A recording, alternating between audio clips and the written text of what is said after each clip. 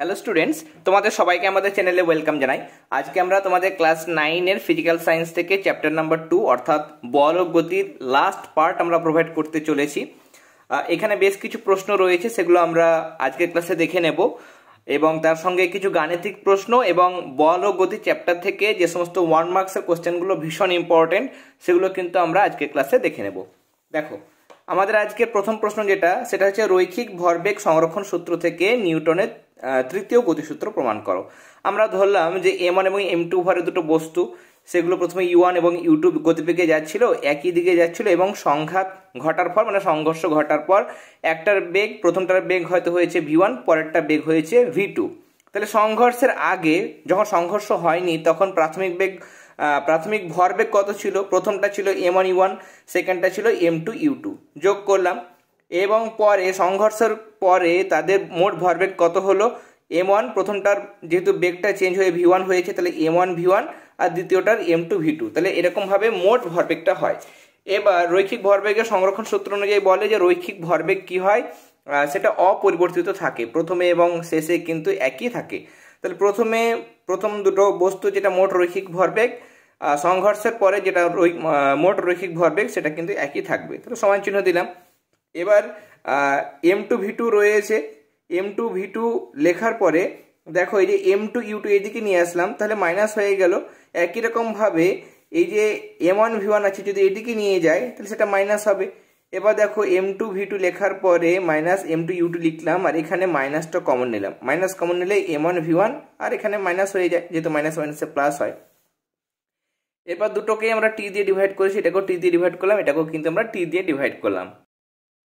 যেটা আমাদের এসে দাঁড়ালো এখন সেটা হচ্ছে যে দেখো, প্রথমে এটা দ্বিতীয় বস্তুটার যেটা ভর হচ্ছে M2, তাহলে তার ভরবেগে যেটা পরিবর্তন হলো এবং সময় দিয়ে ভাগ করেছি মানে ভরবেগের পরিবর্তনের হার, সেটা দ্বিতীয় বস্তুর ভরবেগের পরিবর্তনের হারের সঙ্গে সমান। তাহলে M2 বস্তুর ভরবেগের পরিবর্তন হার সেটা হচ্ছে M1 বস্তুর ভরবেগের পরিবর্তনের হার।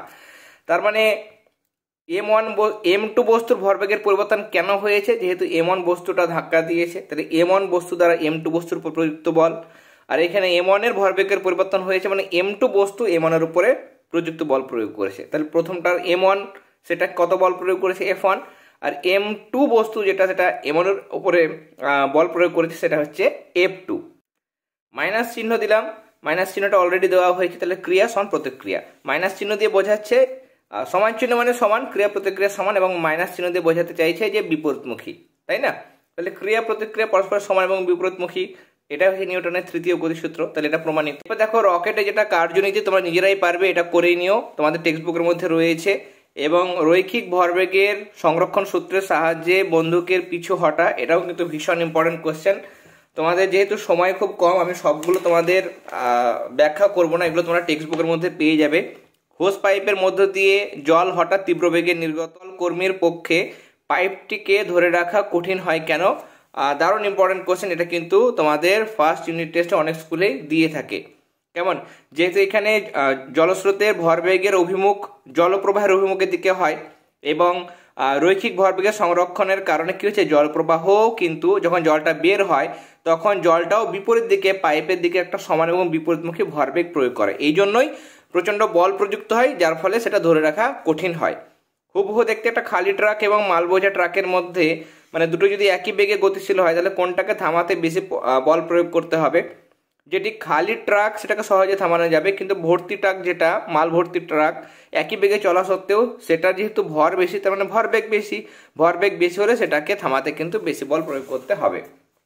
গাণিতিক প্রশ্ন দেখো কেমন আসে। গাণিতিক প্রশ্ন তোমাকে এরকম একটা ছবি দেবে বা ছবি নাও দিতে পারে, তোমাকে প্রশ্ন বললো তোমাকে ছবি এঁকে এরকমভাবে করতে হবে যে একটা পূর্ব দিকে 8 মিটার গেছে, তারপর উত্তর দিকে 6 মিটার, সেটা যাচ্ছে 4 সেকেন্ডে। তাহলে কণাটি দ্বারা অতিক্রান্ত দূরত্ব, সরণ আর দ্রুতি আর বেগ নির্ণয় করব। দূরত্ব কত? এদিকে 8 মিটার আর এদিকে 6 মিটার, মোট 14 মিটার।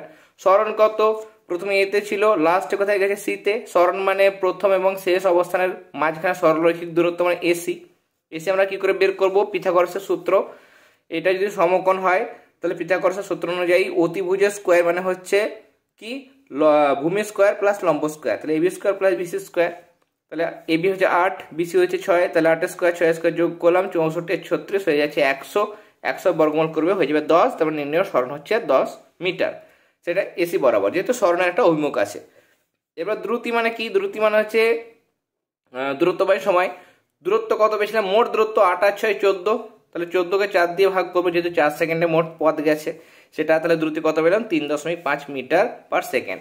কণাটার বেগ কত? বেগ মানে দূরত্ব বাই সময় নয়, সেটা হচ্ছে সরণ বাই সময়। তাহলে সরণ কত পেয়েছিলাম আমরা? 10 মিটার, তাহলে 10 মিটারকে 4 দিয়ে ভাগ করবো, তাহলে 2.5 মিটার পার সেকেন্ড।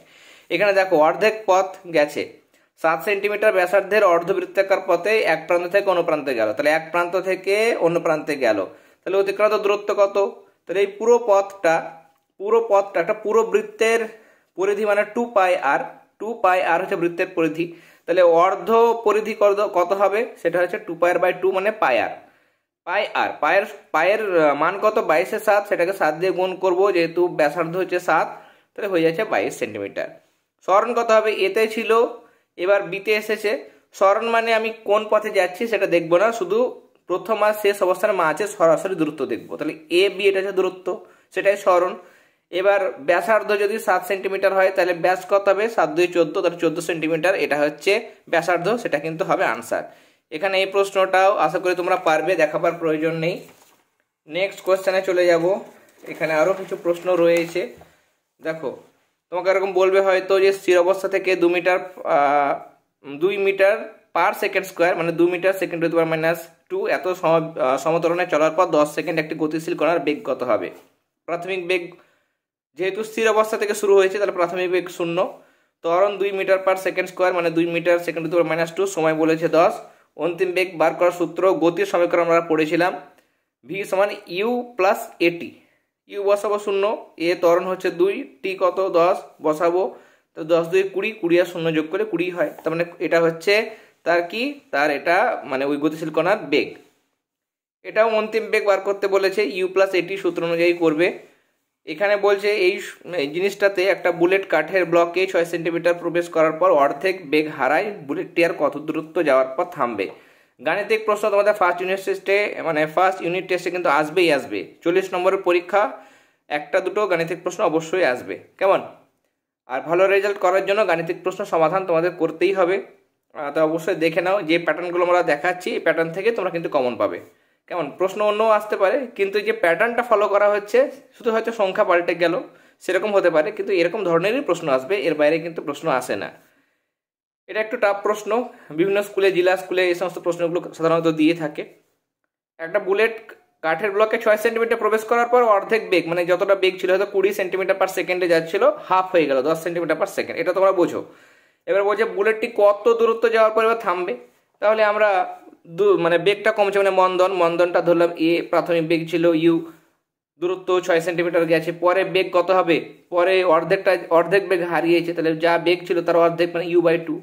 সূত্র তোমরা জানো, v1 স্কোয়ার মানে হচ্ছে ইউ স্কোয়ার মাইনাস 2as, তাই না? মানে এখানে ইউ স্কোয়ার, এটা যদি এইদিকে আসতো তাহলে ইউ স্কোয়ার মানে কি? ভি স্কোয়ার প্লাস 2as, এই সূত্র তোমরা জানো, বা এরকমভাবে বলা যায় ভি স্কোয়ার মানে u square minus 2as। Minus কেন হলো? মন্দনের জন্য, যদি ত্বরণ হতো তাহলে এখানে প্লাস হতো। সব বলা হয়েছে, যেগুলো যারা ক্লাস নিয়মিত দেখেছো, নিয়মিত রেগুলারলি ক্লাসগুলো ফলো করেছিল, তাদের কোনো অসুবিধা হবে না। সবগুলো তোমাদের গতির সমীকরণ, লেখচিত্র, সেগুলোর প্রমাণ সবগুলো করে দেওয়া হয়েছে। মানে বলগতি এমন একটা চ্যাপ্টার, ফিজিক্সের চ্যাপ্টার, টাফ চ্যাপ্টার, সেগুলো খুব সহজ করে কিন্তু প্রত্যেকটা বিষয় আমি বুঝিয়েছি। যারা ক্লাসগুলো ফলো করেছো তাদের কোনো অসুবিধা হবে না। দেখো এবার v1 স্কোয়ার, v1 মানে কত? v1 মানে আমি একটা লাইন যদি এখানে করি, ধর আমি করলাম, v1 মানে কি? u/2, তাহলে u/2 স্কোয়ার লিখলাম, সমান ইউ স্কোয়ার আছে মাইনাস 2a s1 কত দূরত্ব গেছে? 6, তার জন্য 6 বসালাম, তাহলে ইউ স্কোয়ার হয়ে গেল, 2 স্কোয়ার কত? 4। এবার এটা বসিয়েছি, বসানোর পর এগুলো আর কিছু বলার দরকার নেই, এগুলো তোমরা এমনি সমীকরণ জানো। এবার এখানে দেখো আমি যদি গুণ করি, এটা ইউ স্কোয়ার বাই 4 আছে, তাহলে এটা হয়ে যাচ্ছে আমার, দেখো ইউ স্কোয়ার আমি রাখলাম, আর এই ইউ স্কোয়ার মাইনাস 4টাকে এইদিকে নিয়ে আসলাম, কেমন? ইউ স্কোয়ার মাইনাস 4টাকে এইদিকে নিয়ে আসলাম, আর মাইনাস 12টাকে এইদিকে নিয়ে আসলাম, তাহলে 12a হলো। তাহলে 12a মানে লসাগু করলাম, তাহলে 4 u square minus u square, তাহলে 3টে ইউ স্কোয়ার বাই 4। এবার এখানে 3 ইউ স্কোয়ার বাই 4 আছে, এ মানে যদি 12 এ যদি এত হয় তাহলে শুধু এ কথা 12 দিয়ে ডিভাইড, এটা কাটাকাটি করেছি, 3 4 12, ই স্কোয়ার বাই 16 হলো। এবার আমি ধরছি যে আরও এস দূরত্ব যাওয়ার পর থেমেছে মানে কি বেগটা শূন্য হয়েছে। এবার আবার ওই একই সূত্র ভি স্কোয়ার মানে এখানে V square V1 square minus 2s লিখলাম, কারণ প্রথমের বেগ তো নেই, অর্ধেক গেছে, তখন বেগ তো V1 হয়েছে, তাহলে V1 বসাতে হবে এখানে। এবার অন্তিম বেগ তো শূন্য, এই V1 মানে কত u/2, তাহলে u/2 স্কোয়ার মানে u স্কোয়ার বাই 4, তারপর 2s বসাবে। সব বসানোর পর দেখো এখানে এস কত হয়ে যাবে, 2 হবে এখানে আনসার। ওকে, এটা প্রশ্নবিচিত্রা যখন হয়েছিল তখন আমরা করে দিয়েছিলাম, বুঝিয়ে দিয়েছিলাম প্রশ্নবিচিত্রা থেকে। প্রশ্নবিচিত্রা দেখবে প্রথম থেকে, সেটাই আমি করে দিয়েছিলাম, এখানে আর বোঝাবার প্রয়োজন নেই। আমি নেক্সট দেখো শর্ট কোশ্চেন তোমাদের দেখাবো, শর্ট কোশ্চেন কিছু দেখাবো। দেখো এই যে পরপর প্রশ্ন রয়েছে, তোমরা এগুলো করবে।